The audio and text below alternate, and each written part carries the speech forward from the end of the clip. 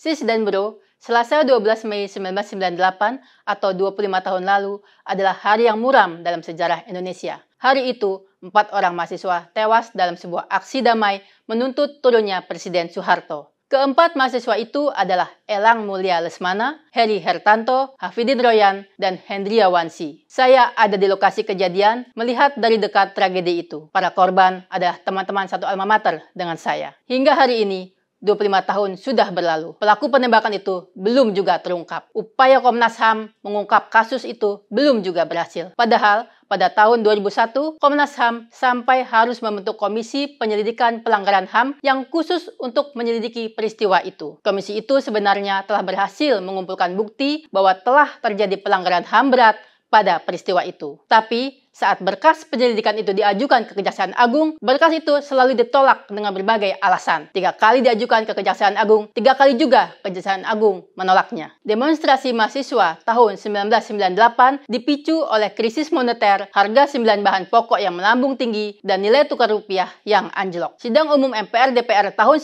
98 melantik kembali Soeharto sebagai presiden untuk yang ke-6 kalinya. Pelantikan itu malah makin memicu mendidihnya suhu perpolitikan. Akibatnya, mahasiswa dari berbagai daerah dan berbagai kampus turun ke jalan menuntut perubahan, tak terkecuali mahasiswa Universitas Trisakti Jakarta. Mahasiswa Trisakti turun ke jalan pada Selasa 12 Mei 1998. Semula, mahasiswa Trisakti melakukan aksi damai di dalam kampus, tapi kemudian mereka memutuskan untuk long march ke gedung MPR DPR. Aksi mahasiswa itu dihadang aparat keamanan, bahkan berusaha dibubarkan. Aparat berusaha membubarkan mahasiswa dengan menembakkan gas air mata. Tapi rupanya bukan hanya gas air mata yang ditembakkan, aparat juga menembakkan peluru tajam. Mahasiswa pun berlarian berlindung ke kampus dan ke berbagai arah lainnya. Banyak mahasiswa terluka, 4 diantaranya tewas tertembak peluru panas. Mereka semua mati tertembak di dalam kampus dengan luka tembak di area yang mematikan. Setelah peristiwa itu, demonstrasi mahasiswa bukannya mereda, justru makin membesar. Sampai akhirnya, mahasiswa berhasil mengepung gedung MPR DPR. Ada beberapa tuntutan mahasiswa saat itu, antara lain, turunkan Presiden Soeharto, amandemen Undang-Undang Dasar 45, turunkan harga kebutuhan pokok, lakukan pemilu ulang, dan hapuskan dui fungsi ABRI. Akibat besarnya gerakan mahasiswa itu,